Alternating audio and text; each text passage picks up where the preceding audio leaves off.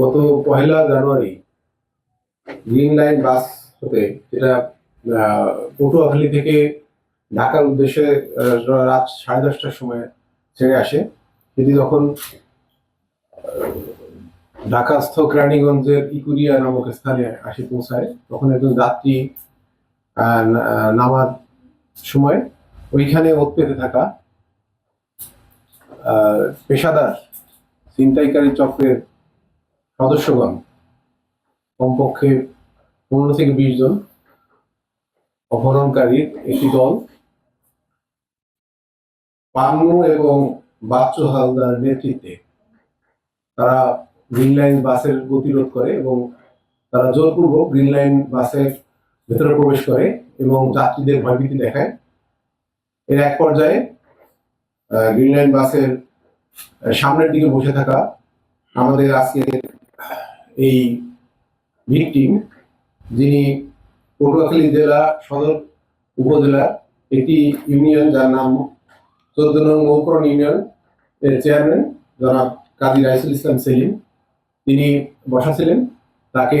ওই পেশাদার অপহরণকারী চক্রের সদস্যগণ, বিশেষ করে বাচ্চু হালদার এবং পান্নু, তারা তাদের দলবল নিয়ে জোর করে এক প্রকার অস্ত্রের মুখে জিম্মি করে তাকে জোরপূর্বক ট্রেনে হিসেবে বাস থেকে নামিয়ে একটি সাদা রঙের প্রাইভেট কারে তুলে, সাথে আরো বেশ কয়েকটি মোটরসাইকেল সহ তার যে চক্রের সদস্যগণ, তাকে নিয়ে দ্রুত বেগে ওই স্থান ত্যাগ করে এবং গাড়িটিকেও জোরপূর্বক ওই স্থান ত্যাগ করতে বাধ্য করে। এই খবর তার পরিবারের সদস্য যখন ভোর রাত্রে পায়, তখন তার স্ত্রী তাকে ফোন করলে ফোনটি বন্ধ পাওয়া যায়। তার কিছুক্ষণ পর ওই আমাদের ভিকটিমের মোবাইল হতে তার স্ত্রীর ফোনে একটি ফোন আসে এবং তাকে মুক্তিপণের জন্য আটক করা হয়েছে, একটি অজ্ঞাত স্থানে তাকে রাখা হয়েছে। এই মর্মে তার কাছে প্রায় 1 কোটি টাকা মুক্তিপণ দাবি করে এবং তাকে তৎক্ষণাৎ নির্যাতন করতে থাকে এবং সেই নির্যাতনের শব্দ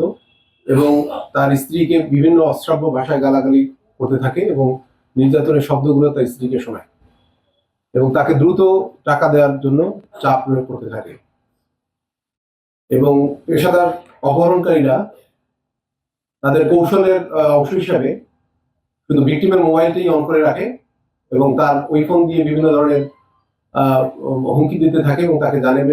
প্রাণে মেরে ফেলার হুমকি প্রদান করে। এই পরিপ্রেক্ষিতে ভিকটিমের স্ত্রী জনাব মোসাম্মদ ফারহানা খানম, তিনি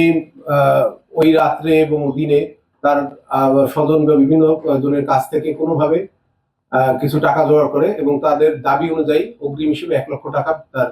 ব্যক্তিগত বিকাশ নম্বরে সেন্ড করতে বলেন। তিনি বিভিন্নভাবে তার ব্যক্তিগত বিকাশ নম্বরে 1 লক্ষ টাকা জমা করেন, যেটি অপহরণকারী চক্ররা সদস্যগণ বিভিন্ন জায়গা থেকে ক্যাশ আউট করে এই টাকাটি নগদায়ন করে। এটা এক পর্যায়ে তারা আরো টাকা দাবি করতে থাকে এবং তাকে একটি নির্দিষ্ট সময় বেঁধে দেয়, যার মাধ্যমে এই টাকাটি তার পক্ষে জোগাড় করা অসম্ভব হয়ে যায়। এক পর্যায়ে তিনি অসহায় হয়ে কেরানীগঞ্জ থানায় একটি অপহরণের অভিযোগ দায়ের করেন, অজ্ঞাত আসামিদের উল্লেখ করে। কেরানীগঞ্জ থানা অভিযোগটি গ্রহণ করে প্রাথমিক তদন্ত শুরু করে, কিন্তু থানার পুলিশ ওইভাবে উল্লেখযোগ্য কোনো ফলাফল না আনার প্রেক্ষিতে তিনি এক পর্যায়ে অস্থির হয়ে পড়েন এবং আমাদের ডিবি প্রধান জনাব রেজাউল করিম মল্লিক স্যারের শরণাপন্ন হন।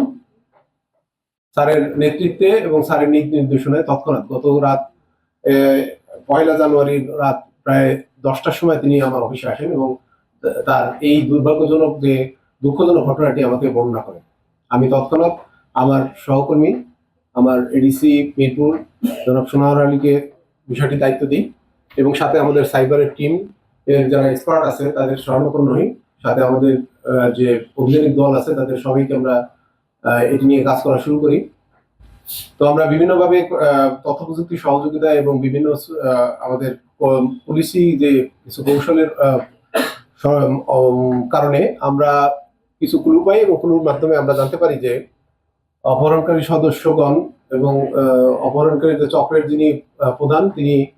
ঢাকাস্থ কেরানীগঞ্জের ধলেশ্বর দক্ষিণ পাড়া এমন নামক স্থানে আত্মগোপন করে আছে এবং ভিকটিমের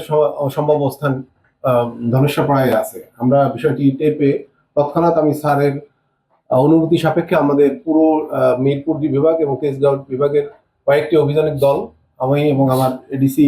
সোনার আলীর নেতৃত্বে আমাদের সাইবারের তথ্য প্রযুক্তি সাপোর্ট সংক্রান্ত ভ্যান যেটা আছে সেটি সহ আমরা ঘটনাস্থল এবং যেখানে আমাদের সম্ভাব্য ভিকটিমকে আটক করার স্থানের দিকে রওনা হই। আমরা সারা রাত ব্যাপী অভিযান পরিচালনা করি। ওই স্থানের প্রত্যেকটি সম্ভাব্য স্থানে আমরা অভিযান পরিচালনার এক পর্যায়ে আমাদের হাতে 2 জন অপহরণকারী গ্রেপ্তার হয় এবং তাদের জিজ্ঞাসাবাদের এক পর্যায়ে তাদের কাছ থেকে কিছু তথ্য পাই, যেগুলো আমরা দ্রুত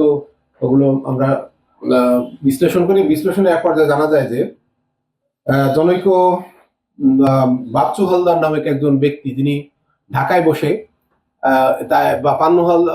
পান্নুকে বিভিন্নভাবে দিক নির্দেশনা দিচ্ছেন এবং সময় সময় তিনি তার স্থান পরিবর্তন করছেন। তো আমরা সারাদিন রাত অভিযান করার পরও আমরা প্রায় মধ্য দুপুর পর্যন্ত আমরা অভিযান পরিচালনা করে আরো একজনকে, মোট 3 জনকে অ্যারেস্ট করতে সক্ষম হই এবং এক পর্যায়ে আমরা অভিযানে কিছুক্ষণ বিরতি দেওয়ার এক পর্যায়ে আমাদের কাছে তথ্য আসে যে তাকে